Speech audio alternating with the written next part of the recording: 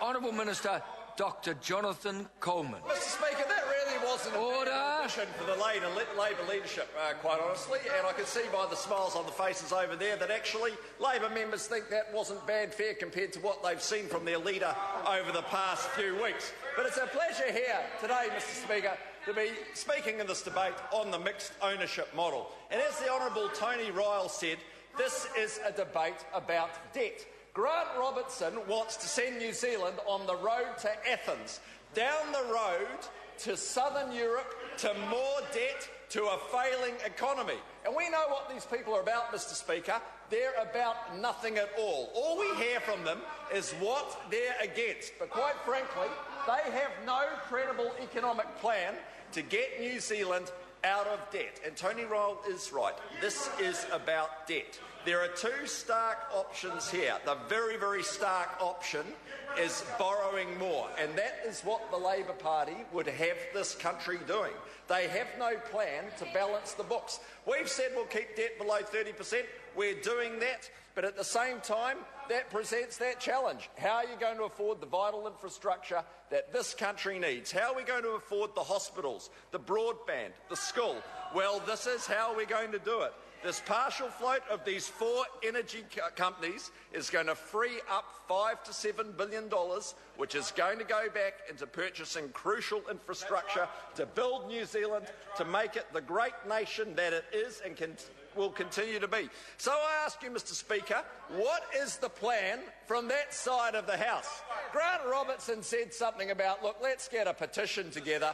This is a confidence issue. It is a confidence issue, and we won that confidence issue at the election because John Key and the National Party campaigned very, very clearly about what we were going to do with regards to the mixed ownership model. We explained it very clearly to the New Zealand public, and the New Zealand public actually said, you know, when you put the whole package together with this government's priorities to build the economy, to rebuild Christchurch, to pay down debt, it makes sense.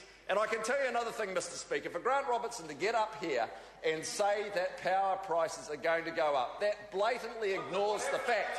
Under Labor, over 9 years, power prices went up 72%. And you didn't hear them saying anything about that. 72% over 9 years. It was a complete, disgusting embarrassment, and they did nothing about that. What this is going to do, Mr Speaker, this is going to enable New Zealanders to invest their money in something that's going to produce them a good return. What was Labor offering? Finance companies. That was their answer. Finance companies. Oh yeah, and also, of course, the future plan for them was the capital gains tax. So when it comes down to it, it's a matter of this country facing a serious problem with debt. And I can tell you, we're going to be back in surplus by 2014, 2015. It'll be us, the Koreans and the Australians. If these guys were in charge, debt would be going up, up, up. And if there's one thing, Mr Speaker, that New Zealanders hate, it is debt. And all I've heard from David Shearer over the time he's been here is some vague, mumbling plan about a series of speeches he is going to give. There is no plan from Labor about getting debt under control, no plan for how we're going to actually purchase the infrastructure we need. Well, this is a very concrete plan. And I ask you, Mr Speaker, if this is such a bad idea, why didn't Labor take the opportunity when they were in power to buy back the bit of Air New Zealand that they didn't own? Why didn't they do that? Yeah, because quite frankly, they had no plan about this. In fact, there was quite an interesting conversation between Larry Williams on News Talk ZB on the 24th of February with David Shearer. And Larry Williams said to Mr Shearer, do you think it would be a good idea to buy the remaining 25% of Air New Zealand that the Crown don't own? And David Shearer mumbled and said, that's not a bad suggestion, but I don't know if... And Larry Williams said, no, it's a nutty suggestion. Thanks, Mr Shearer. Good afternoon. And that's frankly where the commentariat are at on this. You know, Labor have been very, very inconsistent over a long period of time on this. But what we're going to do We are going to keep New Zealand's debt down, and that is the key message. And on top of that, we are going to free up that $5 to $7 billion to build the infrastructure that we need. And if we don't get that money, how are we going to build the schools? How are we going to build the roads? We are not going to be decreasing New Zealand's overall asset base. The country owns $245 billion of assets, and over the next 4 years, that is going to increase by $267 billion. So in actual fact, the total public ownership of assets is increasing. But we've got to use our balance sheet in a sensible way. There's a sensible, very strategic plan there, which we've taken to the public, and we have the mandate. And the public actually, when they look at the choices, they can see when we're faced with a very difficult financial situation, this makes sense. Tony Rowell made a very good point. He's saying that, in the UK, they're going to be laying off 700,000 public servants. We don't want to get to that position, and that's why we actually have to take some choices that make sense. And we've made five major guarantees around this. We've said the government will be the major shareholder. You know that. These people know that. The priority will be for New Zealand shareholders, so we know that ordinary New Zealanders will be first in the queue to own these shares.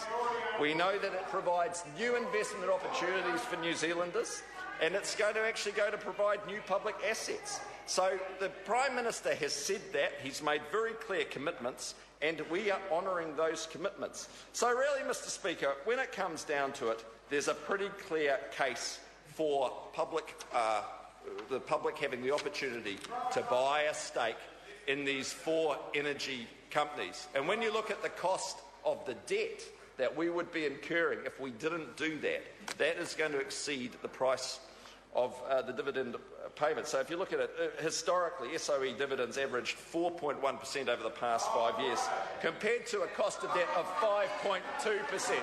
So really, when you look at it, it doesn't make sense to accrue more debt. Not least of the reasons for that. If you look at Portugal, Ireland, Greece and Spain, well, we're not in Portugal, exactly. And we're not going to be there because we're taking a sensible attitude to balance sheet management. That's a burnt old unionist hack over there, trying to preach 1970s union economic policy, Greekonomics, in a modern world where we're facing very serious challenges. And I can tell you, if Andrew Little ever became Prime Minister, there'd be strikes which he'd be supporting, there'd be debt which he'd be supporting, we'd be becoming like Ireland, Greece and Spain, which presumably he'd be very happy with as well.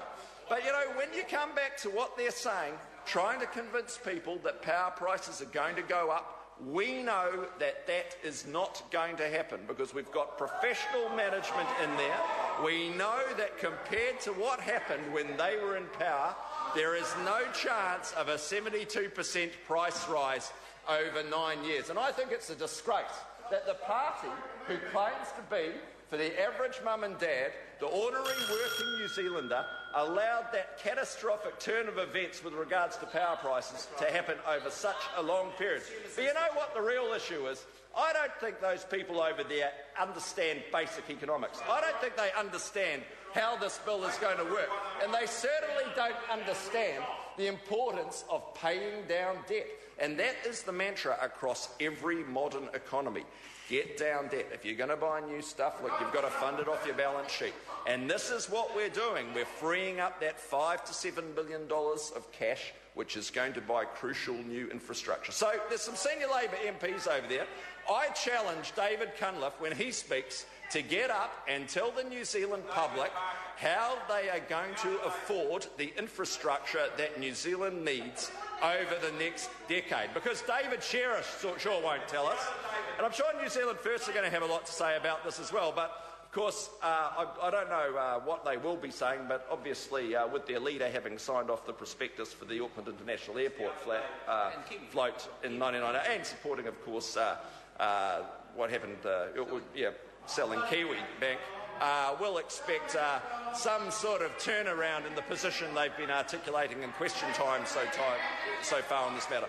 So, Mr Speaker, when you come down to it, this is a debate about debt. about sensible management of the economy and how we are going to actually afford the infrastructure that New Zealand needs over the next decade, and these people on the Labor benches have some real explaining to do. Thank you.